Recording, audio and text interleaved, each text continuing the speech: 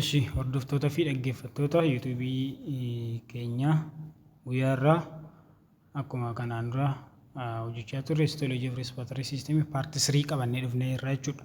Paartii 1 fi paartii 2 warri hin argin paartii 1 fi paartii 2 hojjetamee waan jiruuf keessa galaatoo paartii 1 fi paartii 2 afaan oromootiin irraa dhaggeeffadhaa isiniin jenna. Paartii 3 walii wajjin jalqabnaa jechuudha irraa paartii 3 kanaan hin xumurrenne yaannaa gara xumuraatti bronchial tree fi lung about lung histology walii wajjin kan laalu ta'a jechuudha.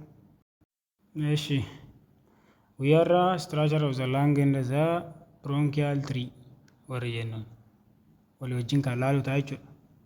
The main lung tissue is formed of lobes and lobules housing the different parts of the bronchial tree, which are the main intrapulmonary bronchi divided to iddoo itti teessan jechuudha. Tracheal bifurcate bronchi kenna jechuudha.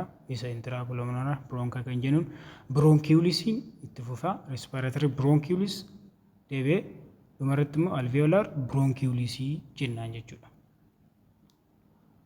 Kana bronchioles, respiratory bronchioles, alveolar bronchioles. Interpulmonary bronchus kan jennuun the wall of interpulmonary bronchus is formed of the following layer. Layeroota caaseffama laayerii kanaa gadi irraa hojjetame. Tokkoffaan mucosa jennaan. Mucosa which is folded in the formed of epithelium irraa kan hojjetame, which of the same as respiratory type. Lumina propria qaba, formed of loose conductive tissue irraa kan hojjetame, rich in blood vessels kan guute, lymphocyte kan qabu, elastic fiber kan qabu jechuudha. Mucosaan kun. Inni lamaffaan complete layer jennaan. Complete layer kun smooth muscle fiber of keessaa qabdi, which encircles the whole lumen. Lumini hunda isaa geengessee jira jechuudha. Encircle godhee jira. Lumini hunda isaa. Complete akkuma maqaa isaatirra. Layer of alternate. Layer of alternate in hyaline cartilage jedha. Hyaline cartilage plates qaba. With mucus and serous gland qaba. Mucus illee serous gland illee warra qabanidha. The duct of this gland is open into the bronchial lumen. Ductiin isaa kan inni itti banamu jechatti bronchial lumen irratti banama jechuudha. Ductiin layer of alternate kana. Some lymphatic follicles may be present. Lymphatic follicle tokko tokko ijatti argamuu danda'u. Kana jechuudha. Tertiary yookaan immoo segmental bronchus jennaan kun. Isheen kun cartilage jedha. Kun microscope view isaati jechuudha. Cartilage. Some mucosa gland. Smooth muscle cell. Epithelium. Sanka. Bronchioles. Intrapulmonary bronchus irra darbee amma bronchioles itti dhufne jechuudha. Bronchioles are interlobular air pathway of about 5 mm in diameter. Diameter then 5 mm kan gahudha. Bronchial wall is free of cartilage in the glands. Free of cartilages in the glands. Hin qabu jechuudha. Cartilages glands of rank of bronchial wall kun. Yeroo sana ilaalee paartii 2 irratti ilaaleera. Are lined with respiratory epithelium, pseudostratified columnar ciliated epithelium qaba, which turns to columnar ciliated epithelium qaba. Akkuma jenne sana ka bronchus irra gaafa ga'e bronchus irra gara bronchiolesitti jijjiiramaa akka dhufe ilaalleerra jechuudha. Columnar ciliated epithelium akka jijjiirame terminal bronchus irra gaafa ga'e. The terminal bronchioles contain non-ciliated cell known as clara cell yookaan immoo Kilap cell kan jennuun ofirraa qaba jechuudha. Clara cell kun Kilap celliidhaan beekama jechuudha. Claraan maqaa saayintistiiti. Kilap cell irratti akka maqaa namicha seelii argateeti. Claraan kun Kilap celliitti akka deddeebi'e akka jijjiirame jechuudha. Kilap celliitti. As the level of electron microscopy keessatti gaafa laallu Clara cells are characterized by long cisterneo qaba, absence of SER hin qabu, scattered elongated mitochondria dha, mitochondria isaa elongated dheeraadha. Small accumulation of glycogen dha. High concentration of cytochrome which plays a role in the inactivation of harmful substance in spared air dha. Clara cell kun jechuudha. Bronchiole kana fakkaata bronchiole simply isa gaafa fudhatamu jechuudha. Epithelium isaa smooth muscle isaa kun wall isaati jechuudha. Bronchus yoo kuma reefu laal cartilage kun cartilage kuma inni kun smooth muscle isaati jechuudha. Smooth muscle bronchus fi bronchioles garaagarummaa isaas nuti ilaaluu dandeenya jechuudha.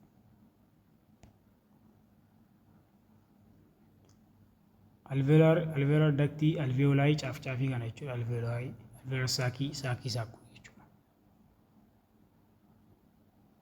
Kun laangidha.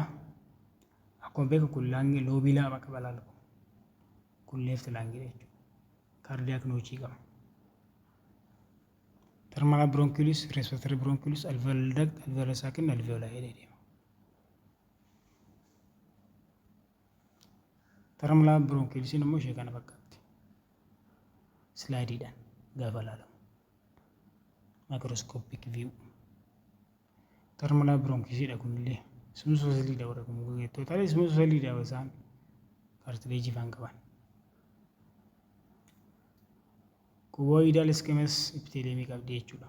Jijjiirama akka deemu jalqaba dubbannee miti paartii turre jira waan ta'eef paartii tuu galaatu dubbisa alveoli dha. Visceral pleura dha. Respiratory bronchioles gaafa geenyu kun respiratory zone dha. Kun hagamma respiratory zone dha. Each terminal bronchioles is subdivided into 2 or more respiratory bronchioles. Terminal bronchioles kun lama fi lama ol kan ta'an respiratory bronchioles itti caccabdi jechuudha. The wall is interrupted by opening of many alveoli. Many alveoli banamaa baay'eetu uumamaa jechuudha. The respiratory bronchioles lined by ciliated cubical cells as well as clara cells. Akkasumallee clara cells ofirraa qaba jechuudha. Club cells kan jennu isa. Ciliated cubical cells fi clara cells respiratory bronchioles gaafa ga'e. Terminal bronchioles irratti maal ture? Pulmonary ture.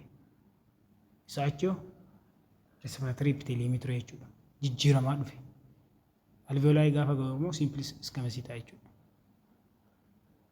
As the junction between the bronchial and the alveoli, cubical cells contain as simple pneumocyte type 1 cell ta'a jechuudha. Simple squamous pneumocyte type 1 ta'a jechuudha. Some smooth muscle fiber and elastic fiber are presented in the lumina propria and the bronchiolar epithelium irratti. Sympathetic stimulation qaba. Relax the muscle. Muscle can relax godhu sympathetic stimulation qaba.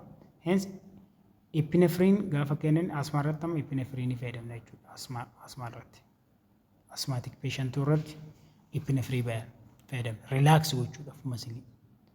Spam waan godhuuf yookaan constrict waan godhuuf maal fayyadamuu qabna epinephrine asthma patient irratti. Alveolar duct and the sacs gaafa ilaallu immoo within the increased number of alveoli which opens through the bronchial wall the epithelial cell gradually decrease in number. Akkuma dabalaa deemu alveolariin kun opening isaa dabalaa deemuun bronchial walliin the epithelial cell immoo qannasaa deema. Decrease ta'a deema. The alveolar duct opens to alveolar sac. Connective tissue qaba alveolar sac dha kun saakii isaati. Alveolar duct dha immoo kun duct.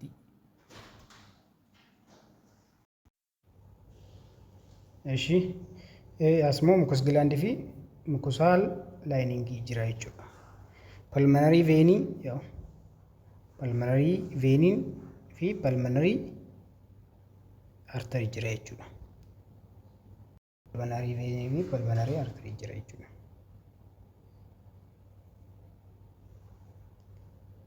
Pulmonary vein yoo isa kana jechuudha. Helmii isaa jira. Helmii of lung irratti argamu. Kun pulmonary artery dha jechuudha. Exchange iddootti gaafa. Kun alveoli dha jechuudha. Atrium of keessa qaba. Atrium gootee jedhamu qabdi alveoli of keessa.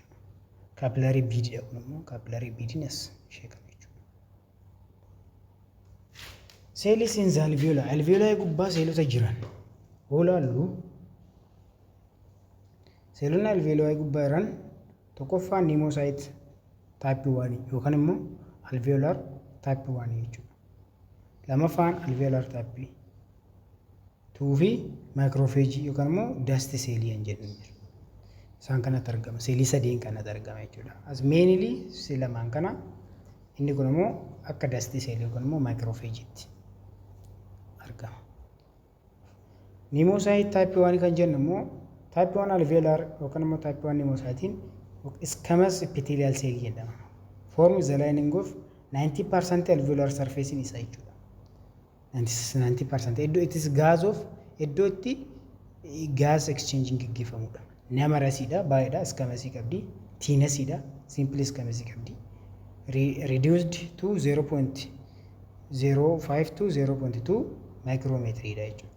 Edges of the two cells overlapped and are uniting by the tight junction preventing leakage of blood from capillary to alveolar lumen.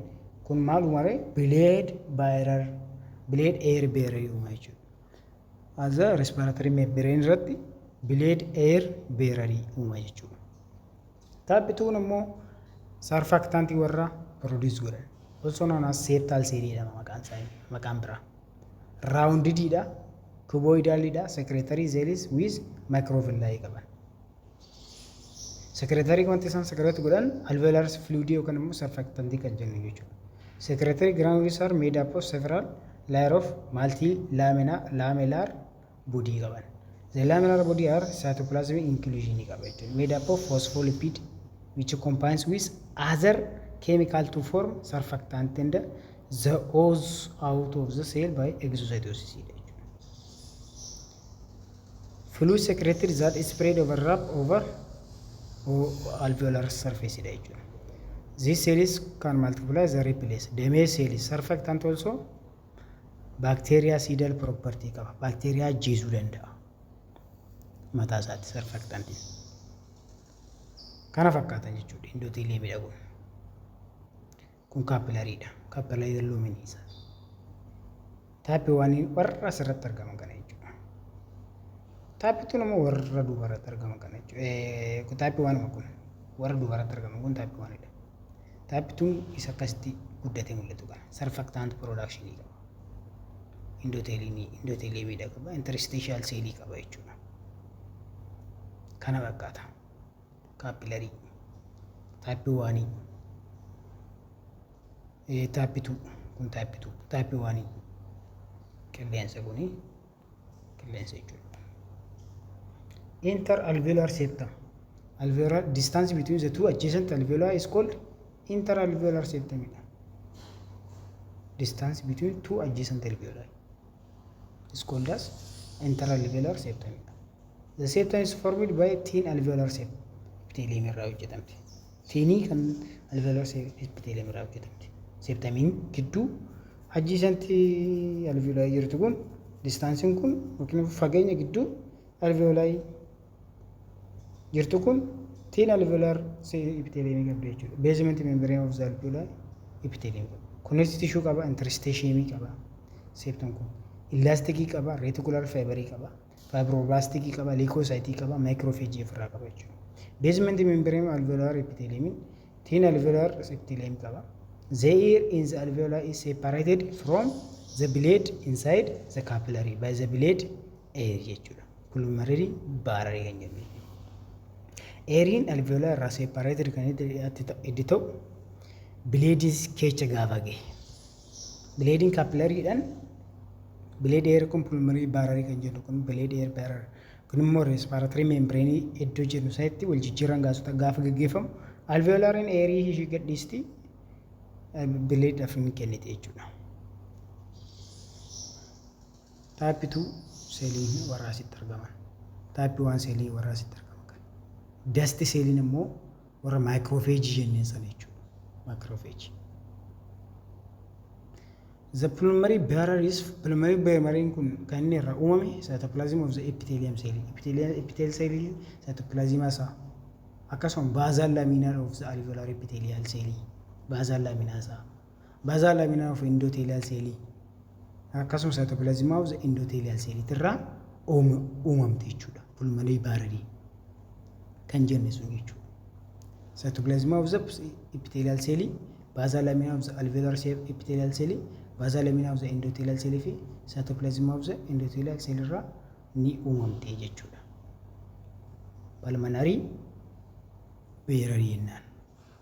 Cells of the interalveolar septum. Cellota immoo interalveolar kan yookaan immoo distance between two adjacent alveolar jenneen sana seelii achitti argaman tokkoffaa capillary endothelial seelii.